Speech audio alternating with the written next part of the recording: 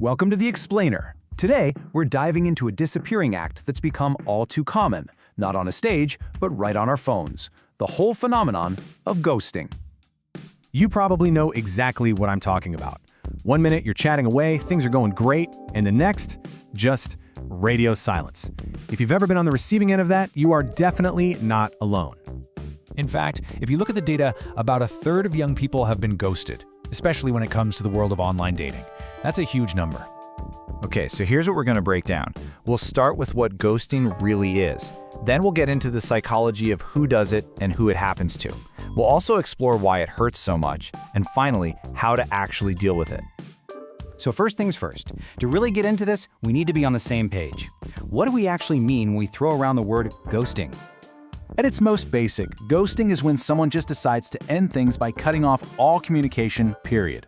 They pretty much vanish from your life, ignoring any calls or texts you send, trying to figure out what went wrong.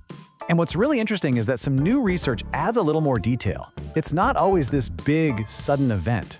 Sometimes it's a slow fade out. The key thing, though, is that it's a one-sided call to end an interaction, which means it can happen at pretty much any stage, long before you'd call it a relationship. Which of course brings us to the big question. Who are the people who do this? And what is going on in their heads when they decide to just disappear? Well, when you actually ask people who ghost, you get a whole range of reasons. A big one is just avoiding that awkward, confrontational conversation. For others, maybe the chat got boring, or, on the flip side, way too intense. Sometimes it's a reaction to something inappropriate, or realizing you have totally different values. But for a lot of people, it's just easy, it's convenient, and they just don't feel like they owe the other person any kind of explanation. Now, if you dig into the psychology, some really fascinating patterns pop up. Studies show that people who ghost tend to have higher attachment avoidance. Basically, they're not comfortable with closeness and try to keep people at a distance. They also tend to have stronger destiny beliefs. So what in the world are destiny beliefs? Think of it like a belief in soulmates, or the idea that relationships are just meant to be. If you believe that, then the moment a problem comes up, you don't see it as something to work through. You see it as a sign that it wasn't meant to be, which makes it a lot easier to just walk away without a word. All right, let's flip this around. What about the people on the other side of this, the ones who are left in silence? Turns out, there's often a distinct psychological profile here too. In pretty stark contrast to ghosters, people who've been ghosted often report much higher levels of attachment anxiety.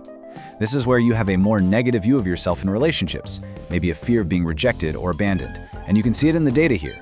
The average anxiety score for ghostees is quite a bit higher. And look, this isn't just a coincidence or a single finding. A major analysis that combined 3 different studies confirmed this link. It found consistently that the person getting ghosted tends to have higher attachment anxiety. Now, beyond the science, people who've actually been through it often talk about some common red flags they only noticed in hindsight. You know, things like replies taking longer and longer, their actions not matching their words, always canceling plans with some excuse, or they stop asking about you and your life. So here's the thing. Ghosting isn't just a minor inconvenience or bad manners. That sudden, unexplained silence can have a really deep and actually measurable impact on us. This is pretty wild. Brain scans have shown that social rejection, especially the kind where you have no idea why it happened, can literally activate the same parts of your brain that light up when you feel physical pain. So when we say it hurts, it's not just a metaphor. Your brain is processing it like an actual injury. And the emotional fallout from that is this horrible mix of confusion and a complete lack of closure, which can send you into a spiral of self-doubt. It can chip away at your self-esteem, cause anxiety, and even make it way harder to trust people down the line. In fact, some mental health professionals go so far as to call it a form of emotional cruelty. Because it leaves you feeling so powerless and confused, they compare it to giving someone the silent treatment, which is a well-known type of emotional abuse. Okay, so if this happens to you, what do you do? How do you actually process all of this and start to move forward in a healthy way? Experts basically recommend a 3-step game plan. First, lean on your support system. Talk to friends, talk to family, the people you know have your back. Second, really double down on self-care. Get enough sleep, exercise, do things that make you feel good. And third, use this as a moment to reflect. Think about your own needs and boundaries for the future. And here's a really powerful way to reframe the whole experience, which someone shared online. It's a reminder that ghosting says way more about the ghoster's issues with communication than it does about your value as a person. It's not a reflection of your worth. Which leaves us with one final big question to think about.